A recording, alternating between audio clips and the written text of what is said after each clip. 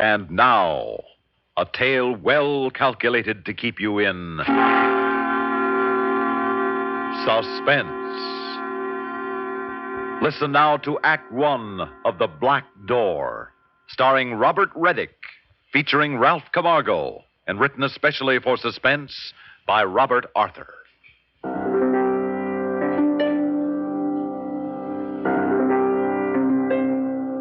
The mistake I made was going through that black door. If I'd left it shut the way it was, sealed tight, everything would have been fine. I'd have married Marcia, become a full professor, had my name in all the papers. Well, there's no use telling the story backwards, is there? First things first, as old Professor Wentworth always said. And the first thing in this case is the grant I received to hunt for a lost city in Central America. The city of the fire god. Which might mean something, or might mean nothing. Anyway, I got the grant from the university, chartered a modern helicopter for 3 months, flew it down to Central America, got the necessary government permissions, and made my base of operations the tiny little town of San Marcos on the coast. As nearly as I could figure from the manuscript, the city of the fire god was someplace among the mountains in that area. So I flew back and forth over the mountains in the helicopter, keeping a lookout for ruins in the jungle or the mountain valleys. And for 2.5 months, I saw nothing except trees and rocks. In the town, I was charitably looked upon as a crazy Yankee. And finally, even the children stopped staring at me. But I was getting pretty discouraged. And trying to forget my troubles with a glass of tequila in a little garden outside the town's only cafe, while some native with a guitar serenaded his girl nearby. Waiter? Wait. Oh, there you are. Pardon, senor. I am not the waiter. He's busy. Busy? No one's been busy in this town since Columbus discovered America. That's very true, senor, but I have paid the waiter to go somewhere else. That's why he's busy. Look at this, senor. Well, let me see that. It's a tiny statue, very old. Huh? Statue carved out of volcanic basalt in the style of the oldest known Mayan carving. Where did you get that? Oh, that is easily answered, senor. Well, then tell me. My grandfather, he gave it to me when he died. Well, where did he get it? Senor, that is a harder question. Now, look, if you came here just to play games with me, No, senor, no. That is why I sent away the waiter. So we could talk confidentially. Yes, well, let's talk confidentially. Where did that little statue come from? From the mountain, senor. Well, the whole country is mountains. See, that is true, but you see, my grandfather was a great hunter. Once he followed a wounded jaguar high into the mountains. Mm-hmm. Some savage natives then followed my grandfather. Yes? Well, he was wounded, and to escape, he climbed a great cliff. Go on. And he reached the top, and on the other side, he saw a dead city. A dead city? Si, senor. Silent, lifeless, far below him. Yes? He tried to climb down to it, and he fell, senor. For 3 days, he lay unconscious. And when he recovered his senses, he had the fever. Mm-hmm. And somehow, he found his way out. He does not know how. He staggered back to his home. They found him in the jungle, crawling on his hands and knees, clutching this little statue and saying over and over, La Puerta Negra, La Puerta Negra. The what? The black door, senor. The black door? Si, senor. And my poor grandfather, he was never strong enough to go hunting again, but he kept this little statue.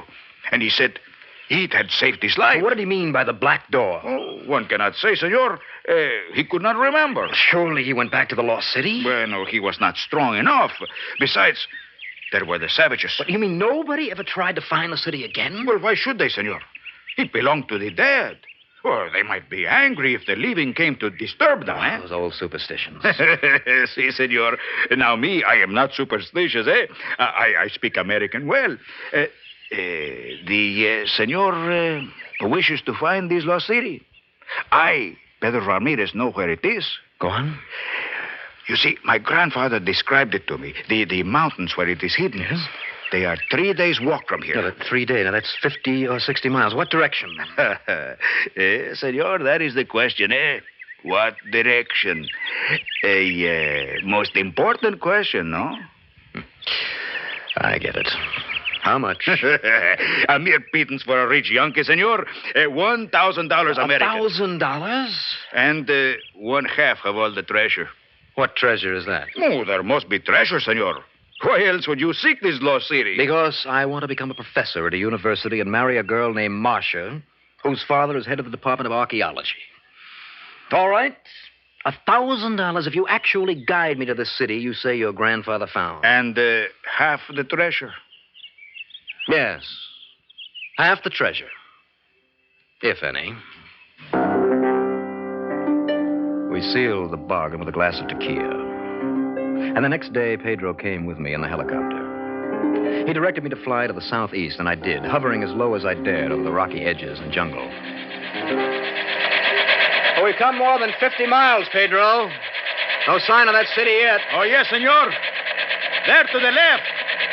There is the mountain. What's that? Are you crazy? That's the cone of an extinct volcano. Si, senor. And the lost city is inside the volcano. Oh, now, wait a minute. How could that be? Well, I do not know. I was not there when it was built. On the other hand, city of the fire god.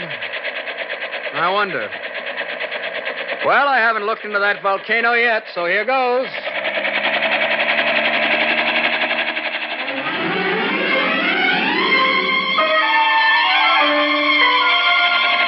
We lifted high in the air over the top of the old dead volcano. And we came out over a deep circular valley grown up with jungle now. But there, in the center of the jungle, was a group of stone buildings dominated by a vast ruined temple. Senor! The lost city of my grandfather. Oh, it is rich with treasure. I have the feeling. Well, even if it isn't, this is one of the biggest finds in the history of Central America. We're going down now. We'll sit down on that level spot right in front of the temple.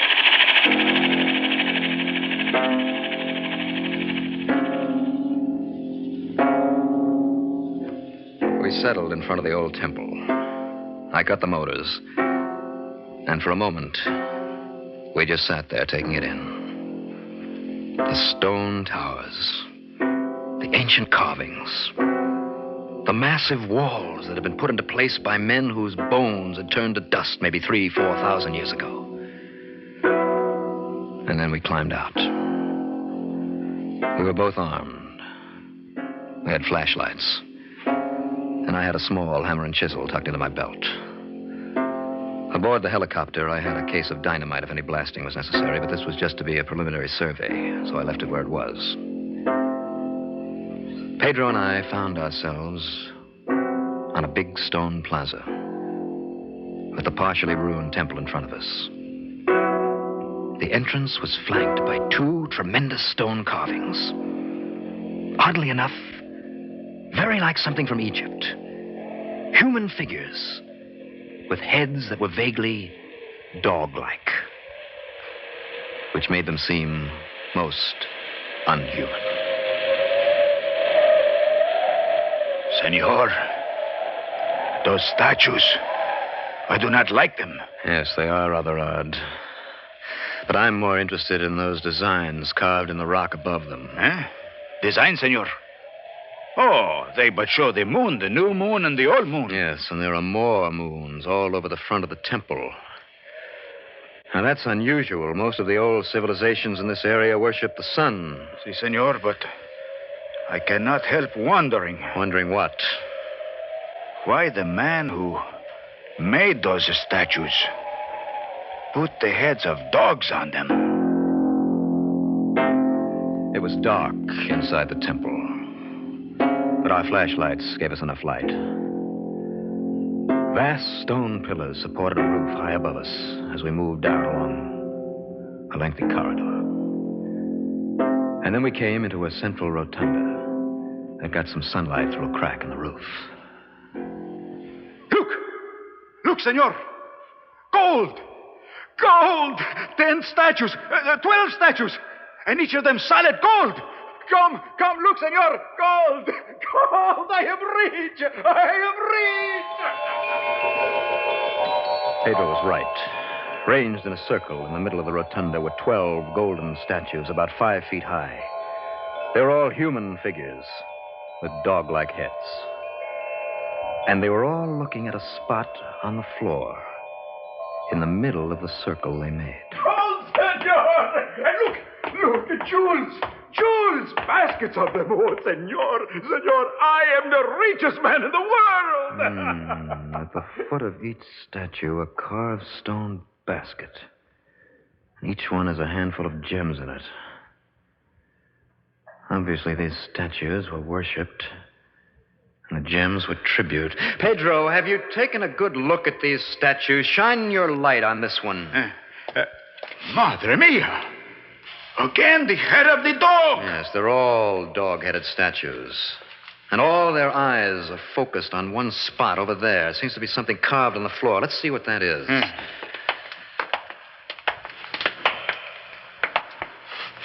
Ah, senor. Huh. That is most strange. A round black carving on the floor. Almost like a globe or a map. Good Lord. Do you know what this is supposed to be? No, senor, I cannot guess. It's the moon. Carved on the floor in black basalt, the moon. Ah, see.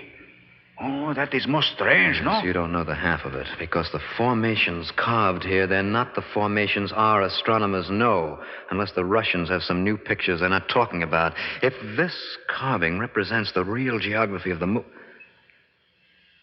Pedro? Si, senor. The artist who carved this must at some time have seen the dark side of the moon, which no human being has ever glimpsed.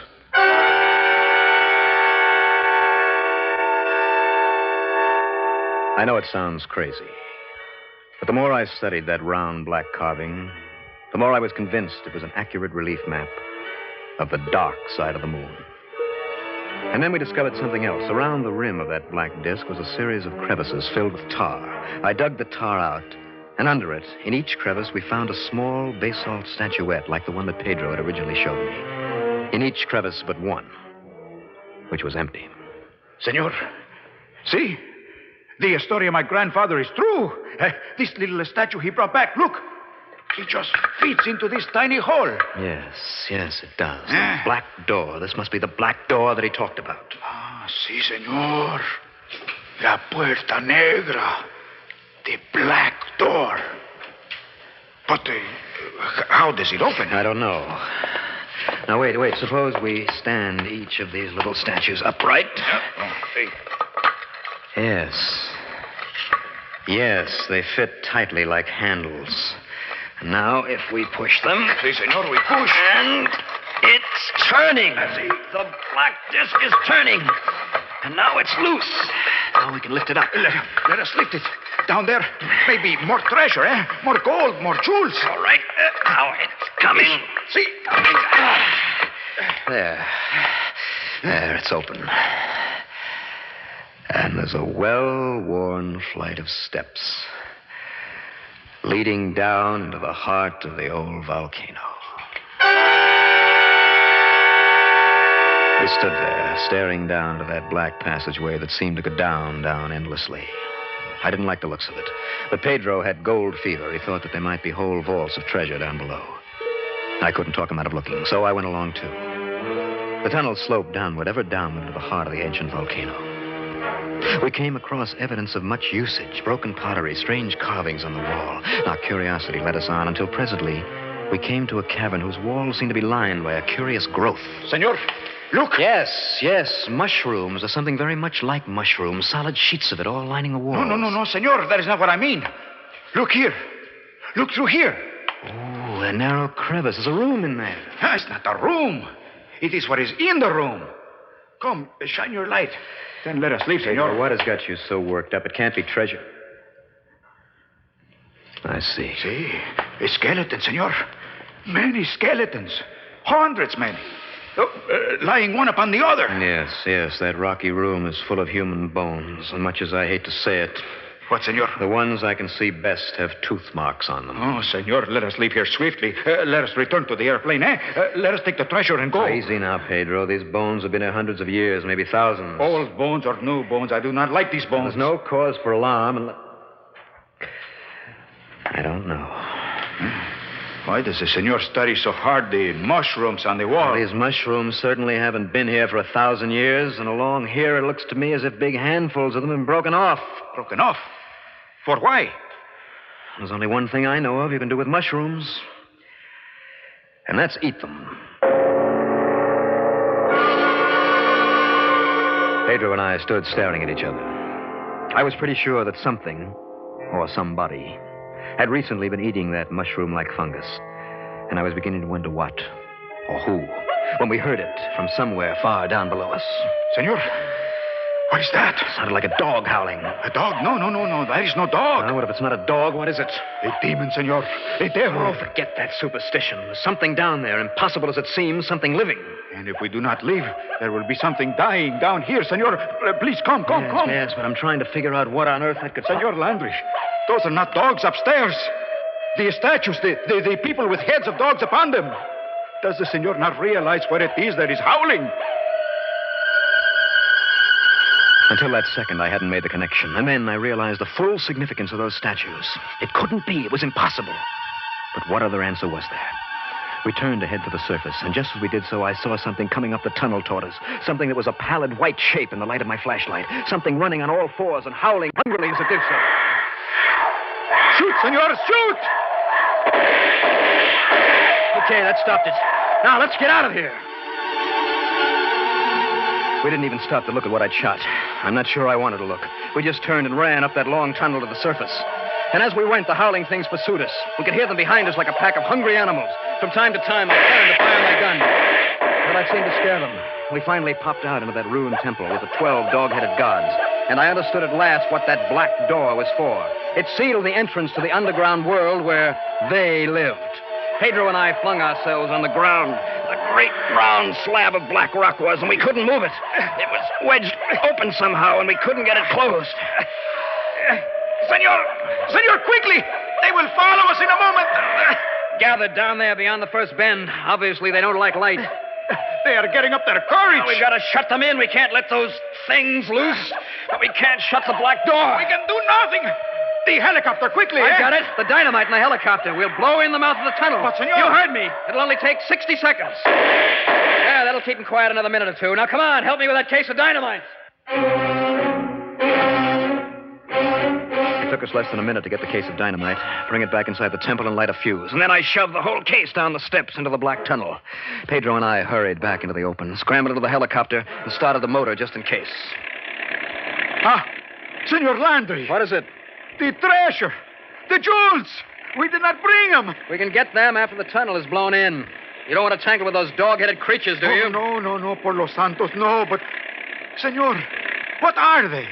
They must be demons, for surely they are not of this world. Well, I agree with you, but they're not demons. Listen. That does it. Tunnel is closed for good. Now, Pedro... Senor, the temple is collapsing. And the earth is shaking. Senor, it's an earthquake. Pedro, there's only one place for us to go, and that's straight up.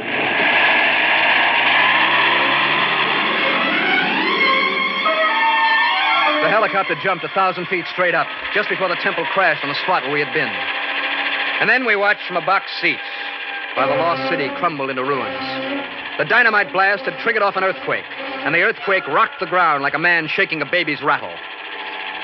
Senor, the jewels, the gold, they are down there under many rocks. Yes, and so are the dog-headed creatures. Suppose they'd got loose on the world after being caged underground for thousands of years. Oh, I can only think of all that treasure. For a little while, I was the richest man in the world. I owned a lost city full of jewels. Now I own nothing. After things quiet down, I can bring back an expedition. We'll dig in the ruins. The jewels will still be there. Oh, see, that is true, no? I will be rich yet, no? I will buy myself 3 automobiles and 12 shirts. I will smoke cigars all day long and have servants to do everything. Senor, I am ruined. What is it now? The dead volcano. He's coming to life! See, the smoke is coming from the ground. Senor, fly higher or we are doomed!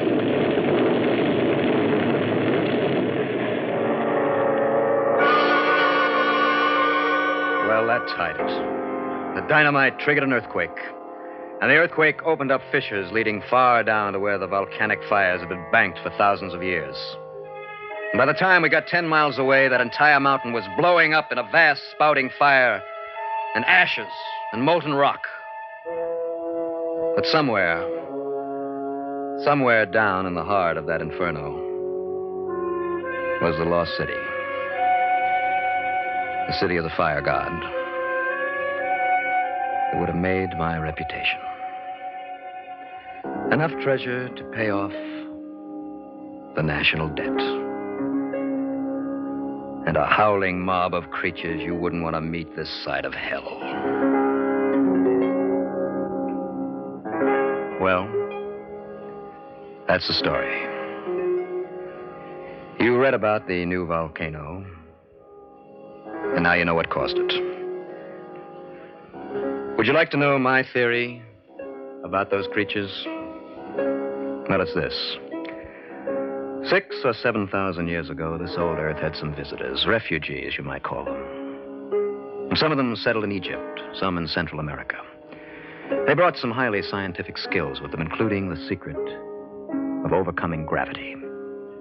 They ruled for a while, worshipped as gods, and then died out. All except a few who found inside an old volcano a spot just about like home. The native priests managed to lock them in behind that black door and kept them prisoners. After the natives died out, the dog people existed underground, living on mushrooms and keeping their race alive on an animal level. Now they're gone now. But here's a tip for the Army and the Air Force. When you land your first missiles on the moon, keep your eyes open and your guns ready. Because inside those tremendous craters of the moon, living far underground where, maybe, there's still warmth and air, I have a hunch you're going to be running into people. Moon people. Who look a lot like us.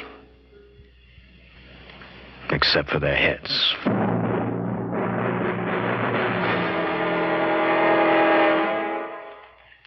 Suspense. You've been listening to The Black Door, starring Robert Reddick, featuring Ralph Camargo, and written especially for Suspense by Robert Arthur.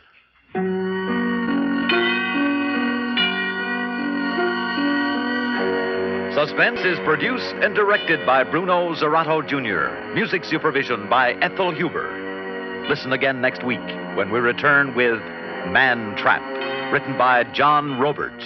Another tale well calculated to keep you in suspense. Listen to Carol Burnett and Richard Hayes weeknights on the CBS Radio Network.